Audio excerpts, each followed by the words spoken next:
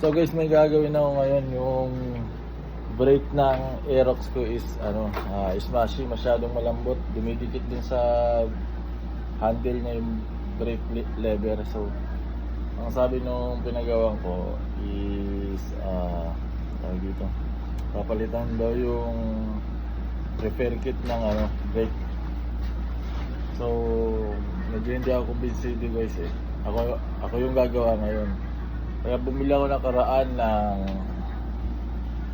DOT3 na brake fluid. So ako yung mag-bleed, gagawin ko. Tapos pag nagawa ko to guys, ibig sabihin ini-scam ako ng motorcycle shop na yun. Hindi na ulit magpapagawa din. Maghahanap tayo ng ibang pagawa. So tara. So ito yung guys, may first method na rin akong ginawa kahapon. Napanood ko lang ito sa Facebook. Ganito ko siya ng cable tie para yung ma-bleed. So kasi tingnan nyo, masyado siyang dikit dito. Oh, ayan oh, hindi normal yan eh. Dapat dito lang yan eh pag pinindot mo.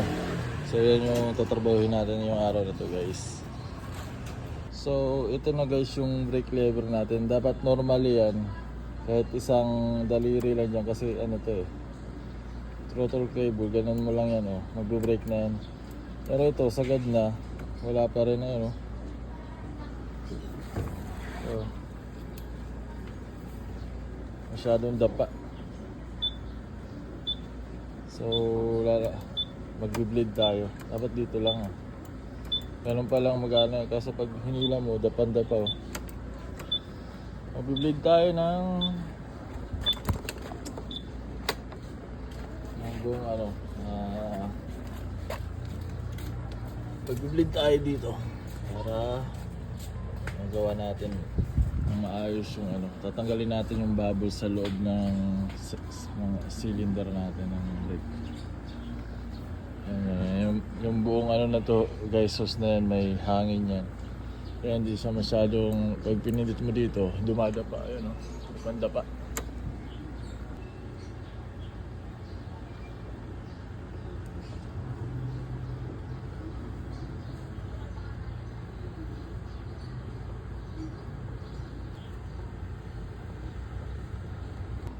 So na tanggal ko na yung top cover dito guys. Ayan o, pinindot mo yan, dumadapa pa rin o, dapa pa rin. So ito yung titirahin natin dyan. Luluwagan natin to, papasok natin tong na to, 8 bolt. Wow mga gaya. Oops, ayun, naluwagan ko guys.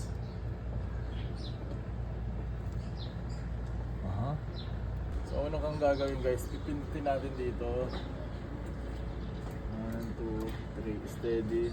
Tapos oops, balik. And kailangan natin itong basahin guys, yung mga fluid na to kasi ano to tawag dito, kukupas to. Ayun natin, nag-iba yung kulay. Matapang tong fluid na to eh. So matapang pa sa'yo.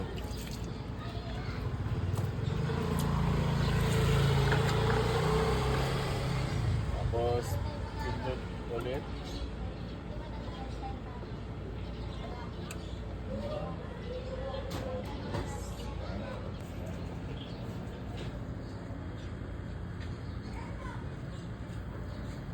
So guys, dinrain ko lahat ng fluid kasi luma na yun, papalitan natin ng bagong binili.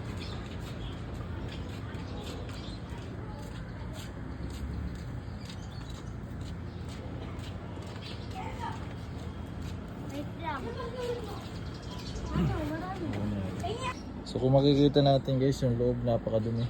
Ayan o, dumi-dumi. Ayan.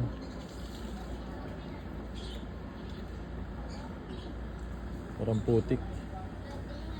So yung tatanggalin natin guys. So salinan guys ng brake fluid yan, sprayan muna natin sa ng brake cleaner para medyo malambot din ang mga parts na.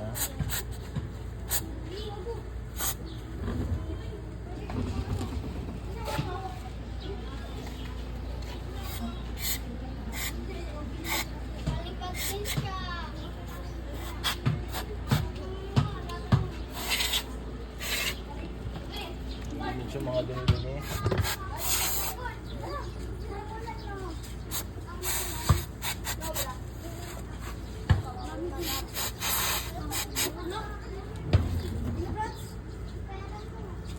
Abang mo ah. Kaya mo guys, mami, malaman pa tayo. Kalbi-kalbi mo kayo, mga gagawin. Sinuwi na, kalbiin nga. Kaya kayo malagadahan ng kalbi-kalbi ko. Hindi nakatapat lang siya. Wala ka na.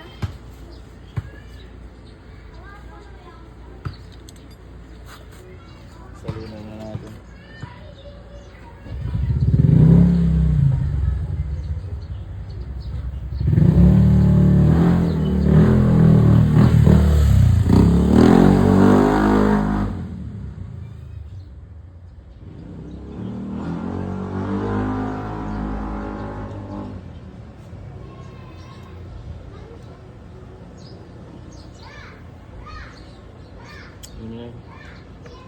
So ayan guys, okay na oh. Kung kanina dapa, ngayon pag pinindot ko, nandun na siya sa simple ulit oh.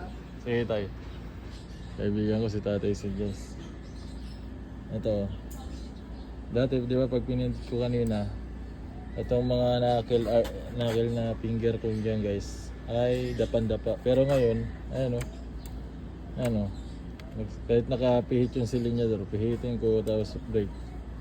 Pihinto na yan, maganda na. So, naayos ko. Ibig sabihin, may hangin lang yung system niya guys. And, hindi masyadong na-bleed. Eh ngayon, oh, kanina, flash ko lahat ng mga ano niya. Gawin niya yun, oh. Ayan, oh, bumalik ka sa dati. At saka hindi sira yung brake kit. Ano ba yun? Basta brake kit yung tawag dyan guys sa loob niyan. Kasi okay naman, oh. Oh. Okay na ulit. Nakuha ko na yung tamang piga, oh. Ganyan, bi-brake na yan, oh. Kahit nakasilinyador, oh. Hindi na siya dapa, ano. Di ba kanina dapan-dapa, kahit, ano, lakas na yung pindot ko, hindi na dumadapa. Kanina, ganyan na pindot ko, dapa. So, ayan guys. Thank you again kay God Yahweh sa gabay at patnubay niya through our Lord Jesus Christ in Jesus' name, amen. Nagtatagumpay tayo guys sa lahat ng bagay dahil yung Diyos yung inuuna natin. Kahit anong mga ginagawa natin, I pray to God na ako'y gabayan, bigyan ng wisdom and knowledge para magawa yung mga trabaho ganyan guys. So ayan guys, tapos na. Ang sabi nung ano, papalitan ng isang set na ganito. RCB daw. Papalitan ng isang set na ganito, RCB, tsaka ito, RCB, tsaka ito. Basta buong set, 2.5. Eh, ito, brake lang. Magkano lang bili ko nito guys, oh? 99 pesos. Tapos ako na nag-bleed nito. So wala pang gastos. Saka, kaya ayun guys.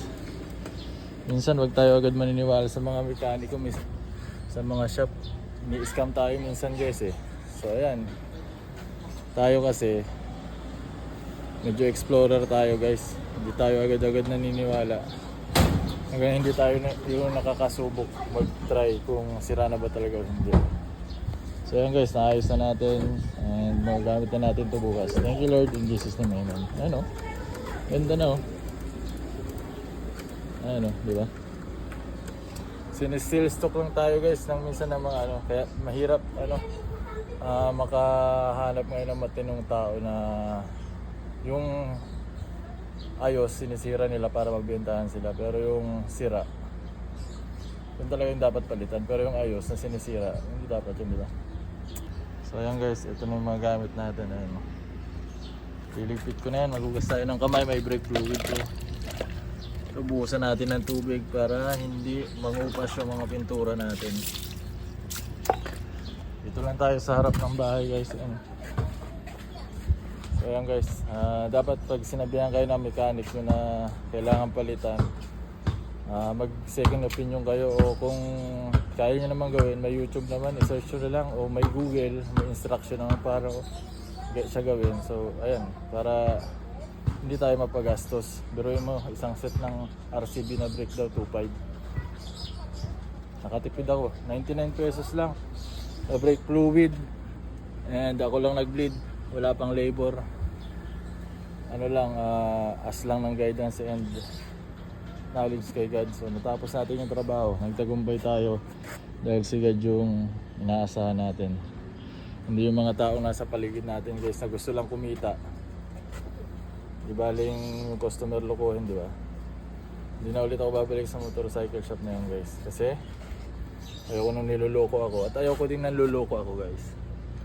Yun yung motto ko sa buhay. Ayoko man loko, ayoko din lulukohin ako. Kaya hindi na ako babalik doon. Maghahanap ulit ako ng matinong motorcycle shop. Marami naman yan dyan, naglipa na sa paligid eh. So ayan, balik ko na to. So guys, bubuhusan na lang natin para yung mga natapong ano dyan, mga brake fluid, hindi kumupas yung ano natin, pintura.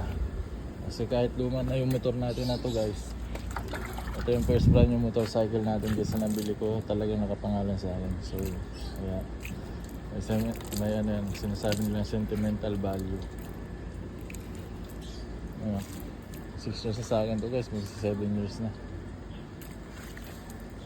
So ayan guys, to God be the glory, sa pangalan niya ulit ang papuri at pasasalamat in Jesus name, amen. Dahil naayos ko sa tulong at gabay niya, sa wisdom inagis. So ayan guys, so ganda na oh. Kahit isang daliri po yung preno. Ganyan talaga yung normal guys. Yung kanina napanda pa na, maiipit na yung mga daliri ko pag preno yun all glory belongs to you my God Yahweh in Jesus name. So guys, hindi natin matatry yung preno kung hindi natin gagamitin yung motor. So ayan, mag-strap tayo ng chest camera mount and talagyan natin yung cellphone natin dito. Hindi natin patayin.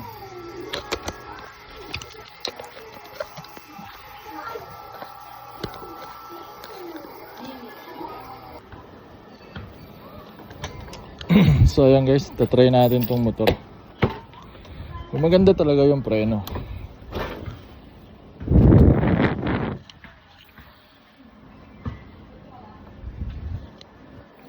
Maganda ba yung shot? Ayan, bababa natin ng konti.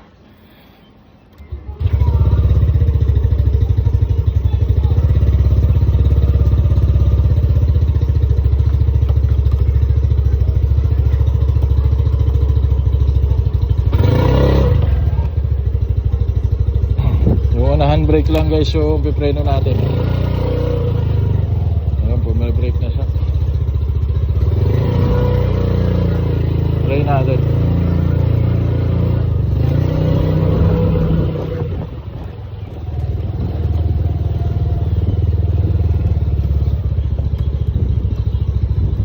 Kita nyo?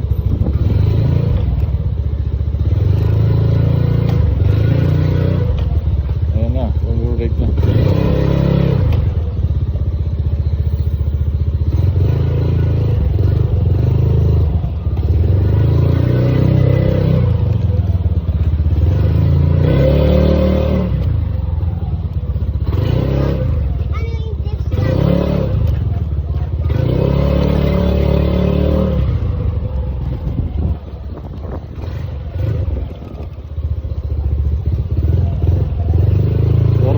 Lang guys yung binibrake natin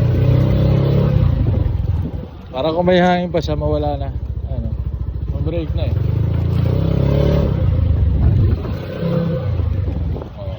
Minto na eh, pag unahan likuran yan maganda na.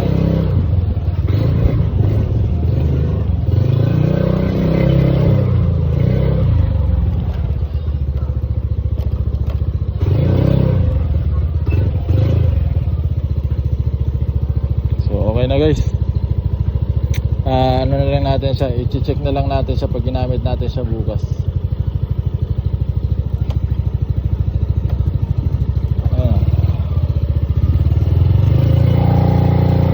Nakita yung minor, hindi na siya umaandar guys. So, naka-brake. So let's go.